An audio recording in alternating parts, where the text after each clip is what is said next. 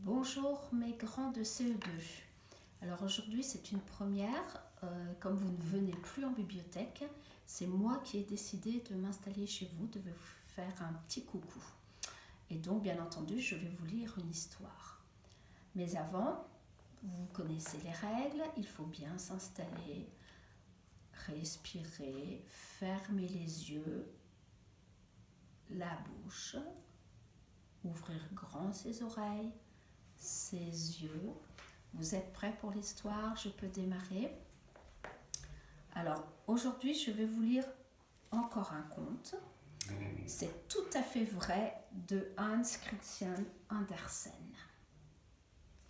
Alors, je l'ai pioché dans ma bibliothèque perso. Et vous voyez, j'en ai encore plein qui attendent. Et on va pouvoir passer de longs moments ensemble. Vous êtes prêts? C'est tout à fait vrai.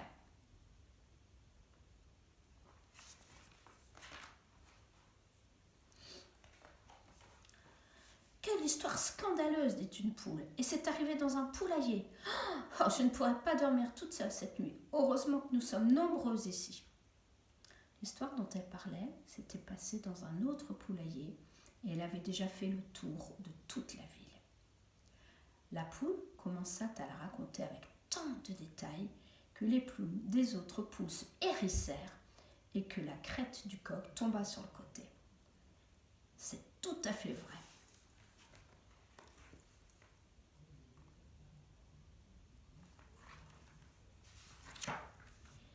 Mais commençons plutôt par le commencement, c'est-à-dire dans un poulailler à l'autre bout de la ville. Le soleil venait de se coucher et les poules regagnaient leur perchoir. L'une d'elles était une petite poule blanche à pattes courtes, très respectable et qui pondait régulièrement son œuf chaque matin. En se perchant, elle ébouriffa ses plumes de son bec et une petite plume s'envola.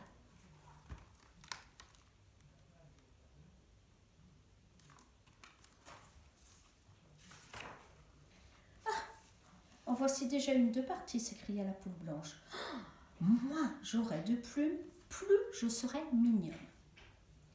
Et elle dit cela d'un ton très drôle, car elle était la plus spirituelle des poules, tout en étant respectable, comme je l'ai déjà dit. Et puis, elle s'endormit. Il faisait sombre. Les poules étaient perchées côte à côte, et la voisine de la petite poule blanche avait tout écouté sans avoir l'air. Comme il en convient en ce monde si l'on veut vivre en paix. Elle n'arrivait pas à s'endormir, et elle ne put s'empêcher de dire à sa voisine de l'autre côté. « T'as tout entendu? Je ne citerai aucun nom. Mais l'une des poules va s'arracher toutes les plumes pour devenir plus jolie. Moi, si j'étais le coq, je la trouverais méprisable, tout à fait méprisable. »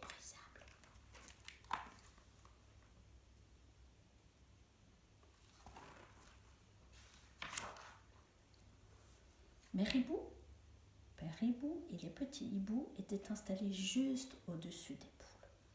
Ils avaient l'oreille fine et ils entendirent tout ce que racontait la poule voisine. Ils ouvrirent de grands yeux et Mère Hibou battit des ailes. « N'écoutez pas, dit-elle. Mais vous avez entendu, n'est-ce pas? Moi, je l'ai entendu de mes propres oreilles et elles en entendront d'autres avant de tomber. » L'une des poules a tellement perdu le sens de l'animité qu'elle est en train de s'arracher toutes les plumes et devant le coq encore.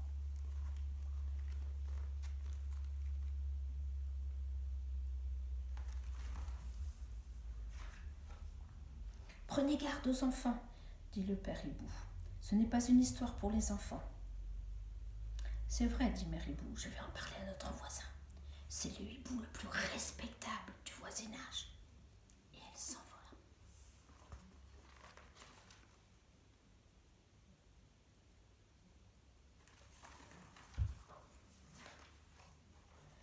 « Ouh, ouh, ouh !» s'écrièrent les deux hiboux aux pigeons dans la volière. « Vous avez entendu? Vous avez entendu? Ouh, ouh. Une des poules a arraché toutes ses plumes pour séduire le coq. Elle va mourir de froid si ce n'est pas déjà fait. Ouh, ouh. Ben, où ça? Où demandèrent les pigeons. Dans le poulailler d'en face, répondirent les hiboux. Nous l'avons presque vu de nos propres yeux. C'est une histoire trop scandaleuse pour être répétée, mais c'est tout à fait vrai.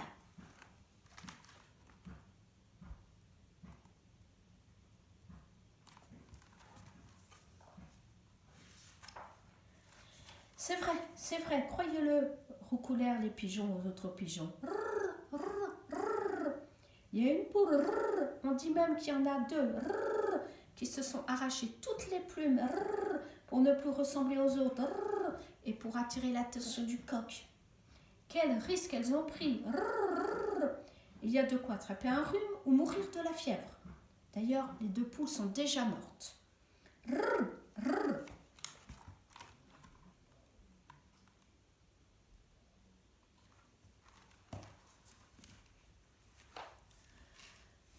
Cocorico, cocorico. Réveillez-vous, chanta le coq en se perchant sur la barrière. Il était encore un peu endormi, mais il continua à chanter. 3 poules sont mortes parce qu'elles étaient amoureuses d'un coq. Et elles ont arraché toutes leurs plumes. Quelle affreuse histoire! Je ne veux plus l'entendre. Faites passer, faites passer. Faites passer, crièrent les chauves-souris. Et les poules caquetaient et le coq chantait. Faites passer, faites passer. C'est ainsi que l'histoire passa de poulailler en poulailler et qu'elle finit par revenir là où elle avait commencé.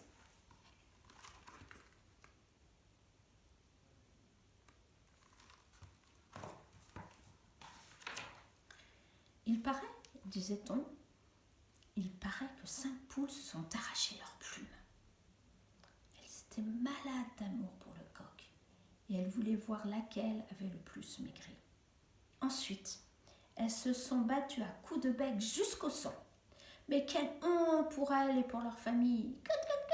Quelle perte pour leur propriétaire!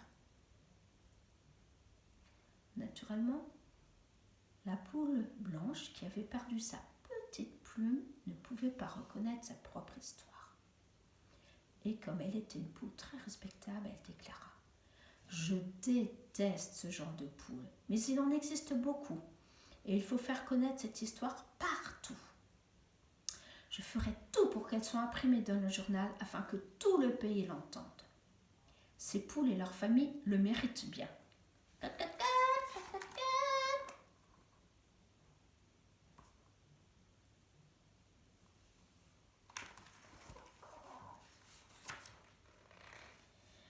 L'histoire parut dans le journal et chacun put la lire. Car c'est tout à fait vrai, on transforme facilement une petite plume en 5 grosses poules.